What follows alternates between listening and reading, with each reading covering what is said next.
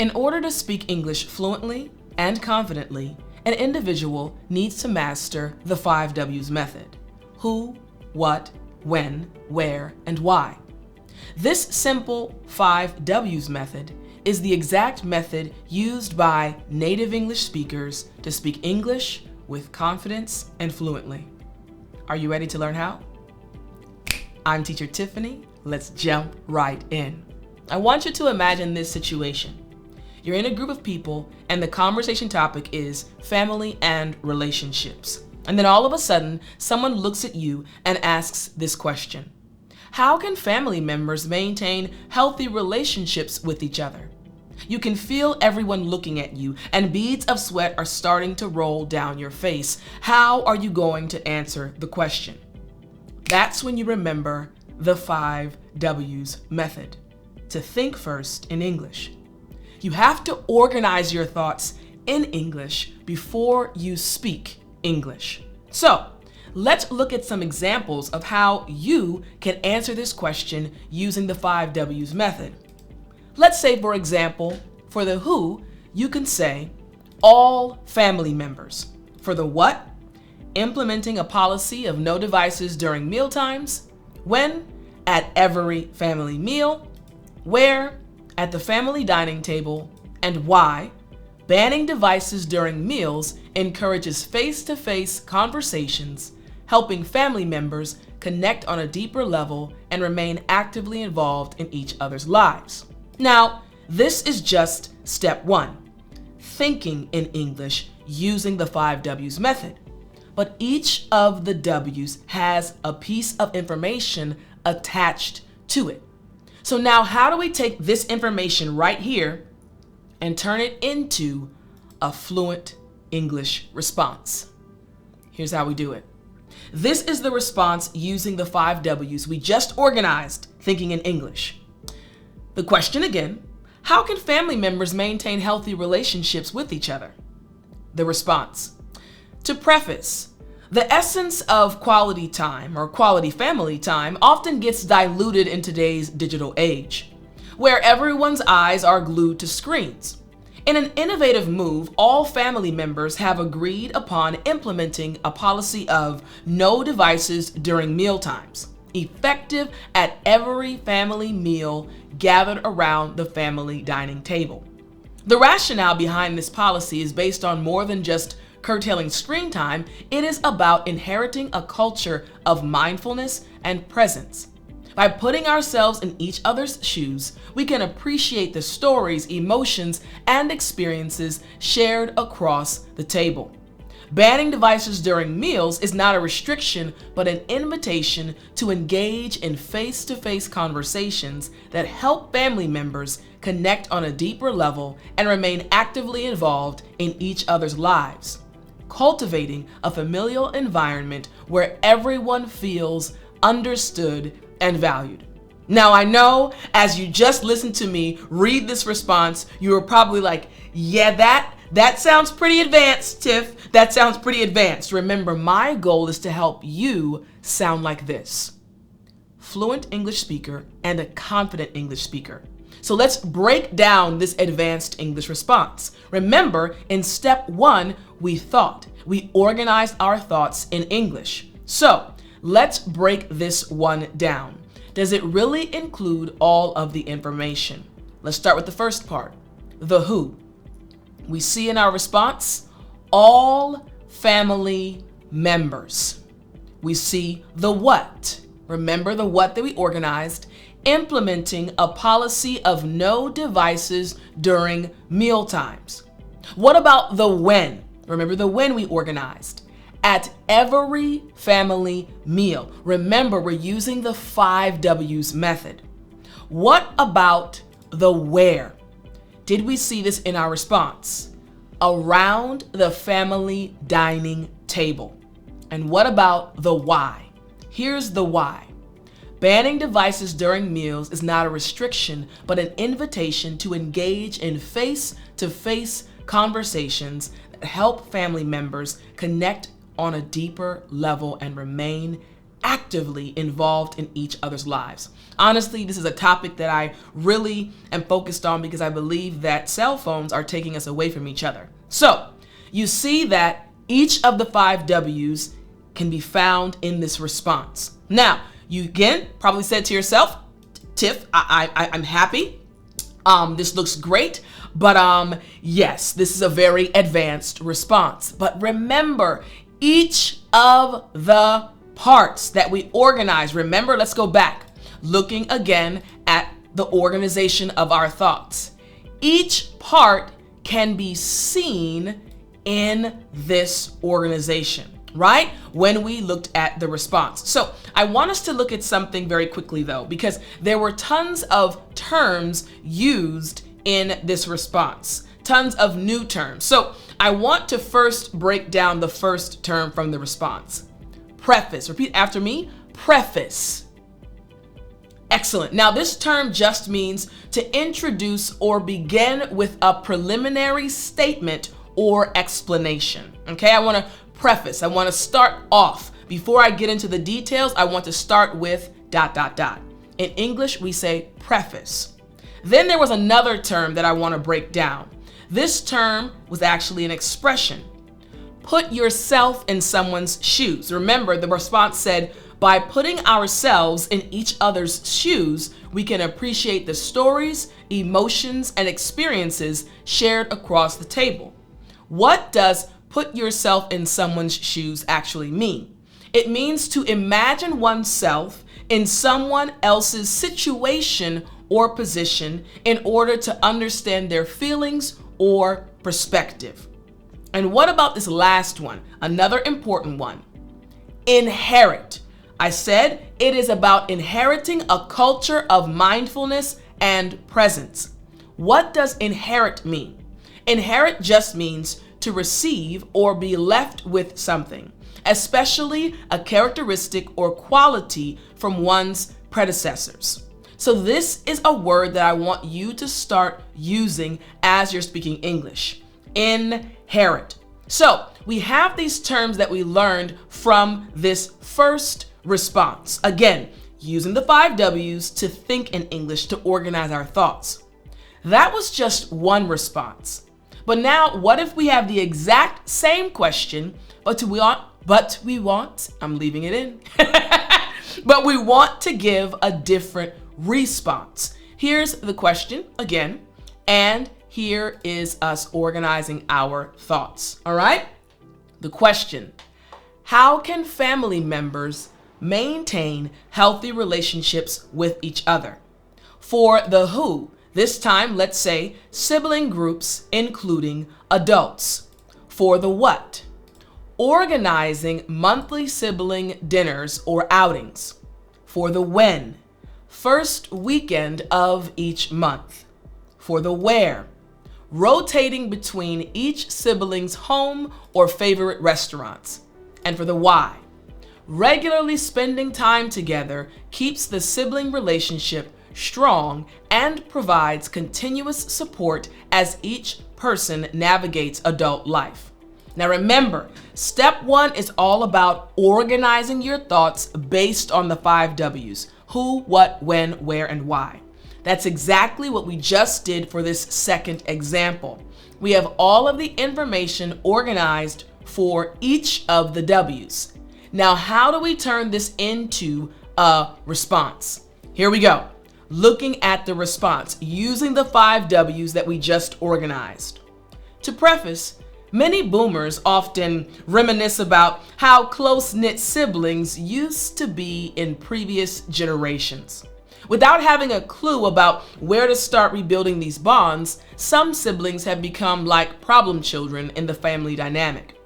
In an innovative move, sibling groups, including adults, have started organizing monthly sibling dinners or outings scheduled for the first weekend of each month, rotating between each sibling's home or favorite restaurants. The rationale behind this initiative stems from the understanding that adult life can create distance between siblings. By putting ourselves in each other's shoes, we can better understand the challenges and victories each sibling faces. Regular gatherings aren't just about sharing meals, they're about maintaining strong sibling relationships and providing continuous support as each person navigates adult life. Fostering an environment where siblings remain pillars of support for one another. Now again, remember, this is an advanced English response, a response given by someone who is very confident and a fluent English speaker. A response that you, my friend, by following this method, will be able to give very soon. So let's break this down to make sure each aspect, each W can be found in this response. Here we go. The first W again is the who. Sibling groups, including adults. What about the next one? We had the what. Well, organizing monthly sibling dinners or outings. Next, what about the when? Do we find each of the W's within this response? The when? The first weekend of each month. What about the where? Do we see the where in this response? Rotating between each sibling's home or favorite restaurants. And finally, what about the why? Regular gatherings aren't just about sharing meals. They're about maintaining strong sibling relationships and providing continuous support as each person navigates adult life. Remember, I said a few moments ago, this is all about organizing your thoughts. First, thinking in English, using the 5 W's method, and then taking that information and giving a response like a native English speaker. So, we just finished looking at the why, but along with the why, there are some terms that I want to make sure you understand. The first term that I said that I knew I wanted to explain to you was boomers. So after me, boomers. Excellent, excellent. Now, this term boomers just means, or it's a colloquial term referring to individuals belonging to the baby boomer generation, typically born between the mid-1940s and mid-1960s. Again, the boomers, like my parents are boomers. Okay, so the first word again is boomers. Now, there were 2 other terms that I want to make sure you understand. The next term happens to be problem child. Remember I said some siblings have become like problem children in the family dynamic. Well, problem child, after me, problem child. Excellent. Now, this just refers to someone or something that presents persistent difficulties or challenges. We say they are a problem child. Make sense? All right, and check out this final term that was within our response.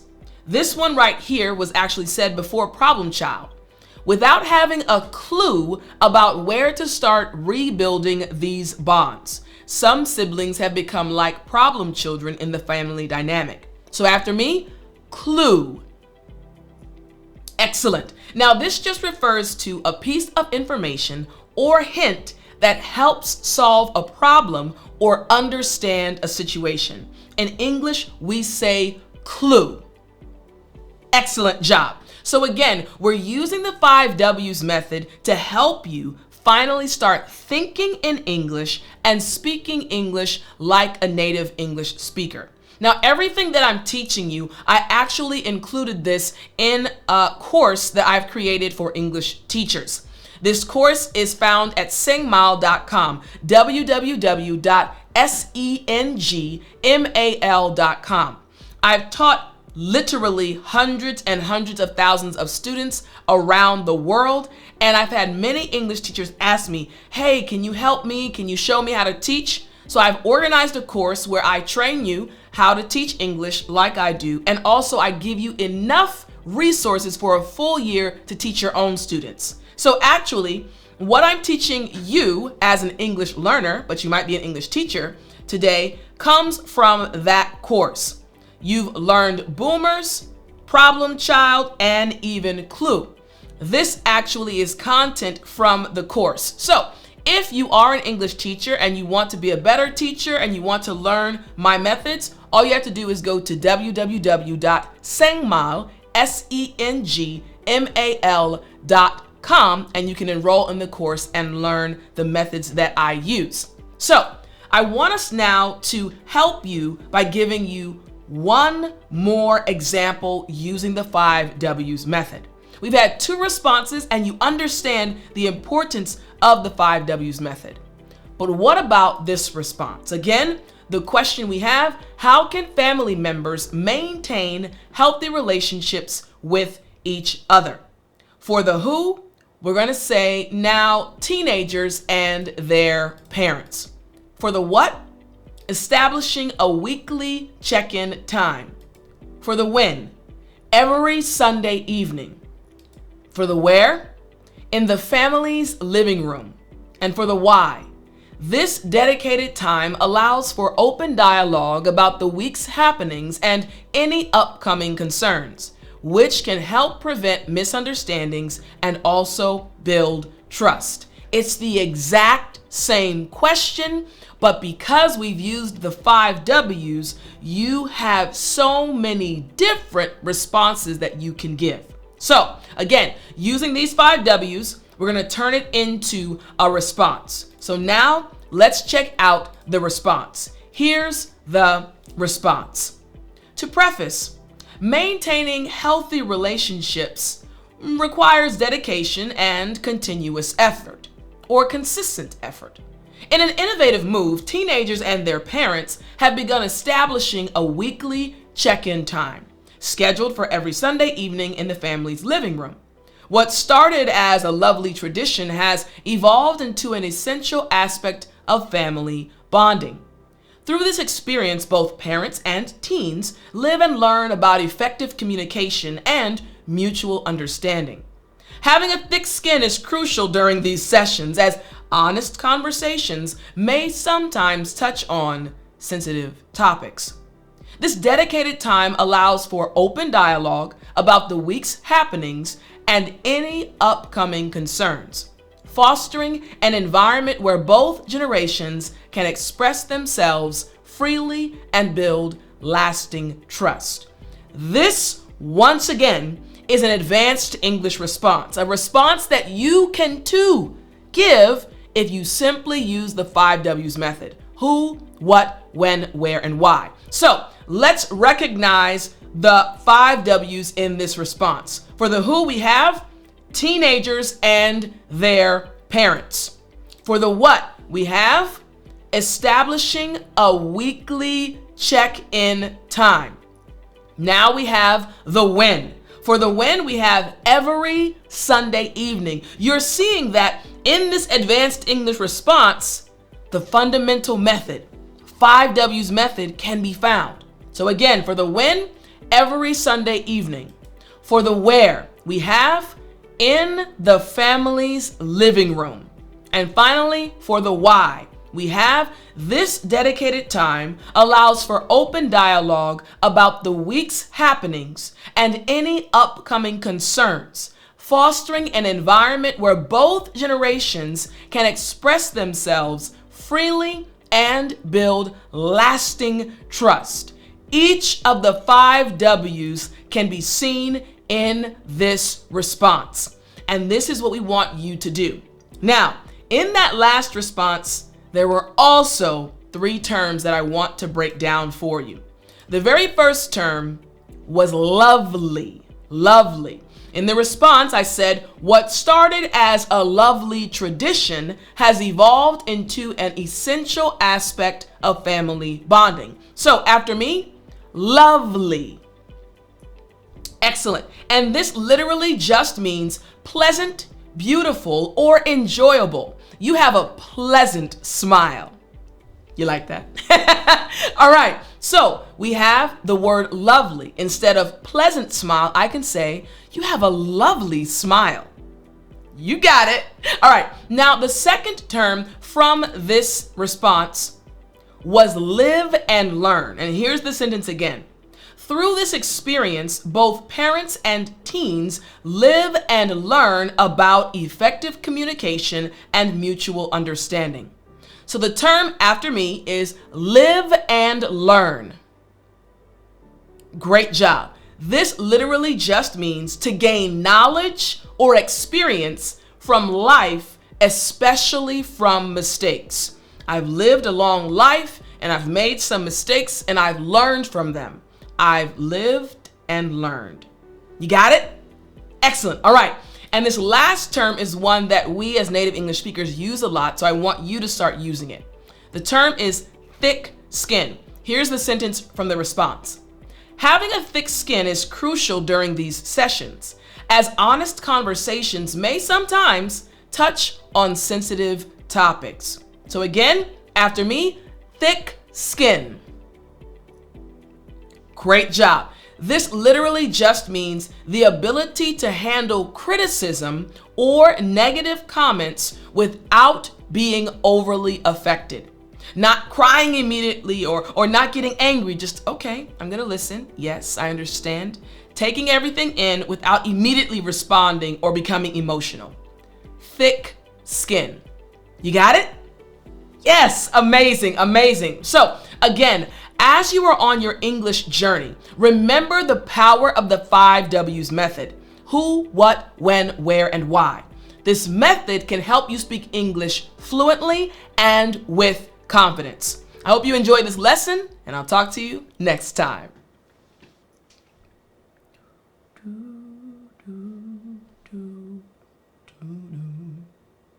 You still there?